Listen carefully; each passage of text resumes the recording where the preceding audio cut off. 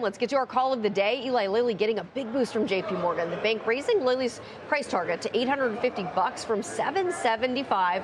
Rob, you own this one. I guess you'd be excited to see this one hit that price target or at least get close. I imagine you agree with this call? We do. We view the market for obesity treatment as one of the biggest secular growth opportunities in healthcare. According to Goldman, obesity treatment is going to be a $100 billion market by the end of the decade, up from $10 billion in 23. Half the world's population will qualify for these drugs at the end of the decade. In addition, they're proving to be effective beyond obesity and heart disease, addiction, et cetera. And so while Lilly is very expensive at a forward 55 times PE, it's still a company that we continue to own. As Weiss said earlier, we're taxpayers, and we want to make sure that, we're not getting off this momentum train too early. We could be in for a trim if it gets to the targets that you're talking about, but long-term owner. Yeah, because they're at $752 right now, so $850. You got about $98 to go. You also bought some exposure to a different name because you want some more exposure even to that obesity drug space that you mentioned here with part of the reason you like Lilly. I guess you could say we're going for seconds at the obesity buffet, Courtney. We bought some Novo Nordisk, and it's just a less expensive way for us to get exposure at a 37 times forward PE.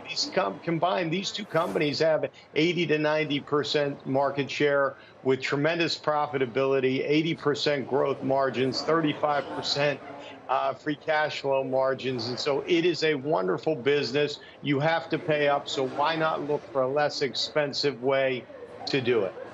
These GLP-1 drugs are just absolute blockbusters. It's going to be amazing to see what happens over time. Brenda, I understand you're in the healthcare trade, but not specifically in these names. We aren't, and I do feel like GLP-1 in my mind is very similar to AI in certain respects. Okay.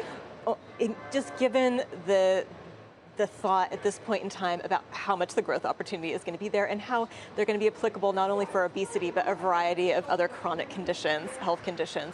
So I do think that maybe there's a lot priced in, especially with a Lilly. Novo Nordisk, I think there's also a question there about just the company's structure and their ability and willingness to increase supply, which is very different from a for-profit company like Lilly. But nevertheless, we're on the sidelines. Admittedly, we missed the trade here, but we would be looking to get in if we did see some kind of pullback. But for now, I think they're just too rich for us. Weiss, do you have thoughts on either this call for an $850 price target on Lilly or the space in general?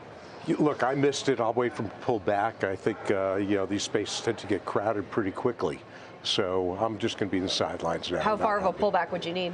It depends on what the competitive landscape is. So I don't have to really think about that right now. I've got enough to think about, like getting Rob a new joke writer. Oh, there you go. And you got to focus on NVIDIA next week, too.